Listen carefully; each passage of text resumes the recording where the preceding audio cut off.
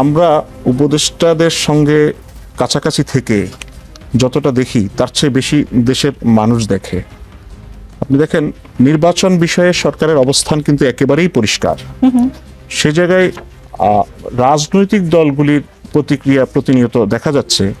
রাজনৈতিক দলগুলি যেভাবে নির্বাচন নিয়ে পাবলিক মিটিংয়ে অথবা তাদের বিভিন্ন প্রোগ্রামে কথা বলছেন, উপদেষ্টা পরিষদের সঙ্গে অথবা প্রধান উপদেষ্টার সঙ্গে যখন তাদের দেখা হচ্ছে, কথা হচ্ছে, ক্ষণে ক্ষণেই সেই আলাপটা হচ্ছে, কিন্তু সে সময় এমন কোনো বিষয় আসে না যাতে চুল খাড়া হওয়ার মতো কোনো ঘটনা ঘটে। কারণ সরকারের দিক থেকে খুবই পরিষ্কার, ইতিমধ্যে প্রধান উপদেষ্টা জানিয়ে দিয়েছেন যে যে সংস্কারের প্রস্তাবগুলি সরকারের কাছে ইতিমধ্যে এসেছে, সেই সংস্কারের প্রস্তাবগুলি নিয়ে আগামী মাসের মাঝামাঝি থেকে সংলাপ শুরু হবে রাজনৈতিক দল সহ অন্যান্য যারা অংশীজন আছে তাদেরকে নিয়ে। সেই সংলাপে যদি ন্যূনতম সংস্কার নিয়ে নির্বাচনের পথে যেতে হয়, সেক্ষেত্রে চলতি বছরের ডিসেম্বরেই নির্বাচন। আর যদি আরেকটু বেশি সংস্কার প্রয়োজন মনে করে পক্ষগুলো, সেক্ষেত্রে আগামী বছরের জুনের মধ্যে নির্বাচন। এই জায়গাটা থেকে এখন পর্যন্ত সরকারের কোনো উপদেষ্টা বা প্রধান উপদেষ্টা কেউই সরে এসেছেন এমন কোনো নজির নেই। সুতরাং নির্বাচন নিয়ে সরকারের মধ্যে কোনো এই ধরনের কনফিউশন নেই।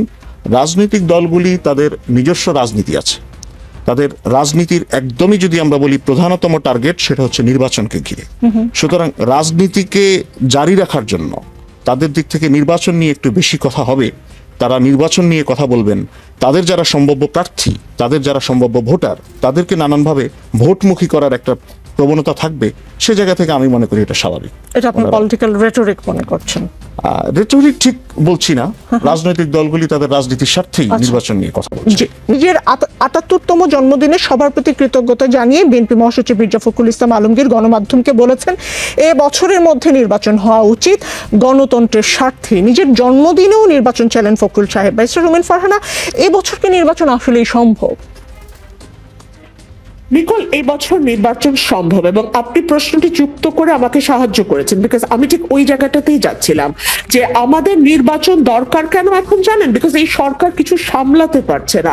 এই সরকার যদি সামলাতে পারতো নিকোল, তাহলে কিন্তু রাজনৈতিক দলগুলো সমস্বরে এভাবে নির্বাচনের কথা বলতো না। আপনি দেখুন, একটার পর একটা জায়গায় আইন শৃঙ্খলা পরিস্থিতির অবনতি হচ্ছে। সেটা আপনি পথে ঘাটে বলুন, ছিনতাই বেড়েছে, মানুষের উপর হামলা বেড়েছে, ব্যবসায়ীদের কুপিয়ে টাকা নিয়ে যাওয়ার ইনসিডেন্ট বেড়েছে। একই সঙ্গে আমরা দেখতে পাচ্ছি গত ৫ মাসে ৮০টির উপরে মাজার ভাঙা হয়েছে, এবং তার কোনোটিতে যদি সরকার শক্ত পদক্ষেপ নিত তাহলে কিন্তু পরবর্তী ঘটনাটি ঘটে না। এবং এত বছর, গত ৫৩ বছর ধরে যারা মাজারের সঙ্গে যুক্ত, তারা যেরকম তাদের আচার আচরণ পালন করে গেছেন, আবার যারা সালাফি মতাদর্শের সঙ্গে যুক্ত তারাও তাদের মতন কিন্তু আচার আচরণ করে গেছেন। এরকম সংঘর্ষ, এরকম হামলা আমরা কিন্তু দেখি নাই। কিন্তু এখন পরিস্থিতি এতটাই নাজুক এবং এটাকে কন্ট্রোল করার কোন রকম কোনো ক্যাপাসিটি এই সরকার দেখাতে পারছে না। বাংলাদেশের ৫৩ বছরে এত দুর্বল সরকার আর কোনোটা ছিল বলে আমার মনে হয় না। ইভেন 111 এর সরকারও আরো অনেক শক্তিশালী সরকার ছিল। সো সরকার যদি আইন শৃঙ্খলা পরিস্থিতি কন্ট্রোল করতে না পারে, সরকার যদি মানুষের নিরাপত্তা নিশ্চিত করতে না পারে, সরকার যদি জনগণকে আশ্বস্ত করতে না পারে, আমি তো দ্রব্যমূল্য টুল্য সরিয়েই রাখলাম, এগুলো যদি মিনিমাম যেগুলো বেসিক নিডস যেগুলো সেগুলো ফুলফিল করতে না পারে, এই গভর্নমেন্টের উচিত স্টেপ ডাউন করা। আমি পরিমণির একটা স্ট্যাটাস দেখছিলাম, সেখানে ভদ্রমহিলা খুব পরিষ্কার ভাবে বর্ণনা করেছেন যে যদি এগুলোই চলতে থাকে তাহলে বাংলাদেশ আসলে কিভাবে বিশ্বের সামনে রিপ্রেজেন্টেড হচ্ছে, বাংলাদেশের কোন চেহারাটা আসলে আপনারা বিশ্ব দরবারের সামনে নিয়ে আসছেন।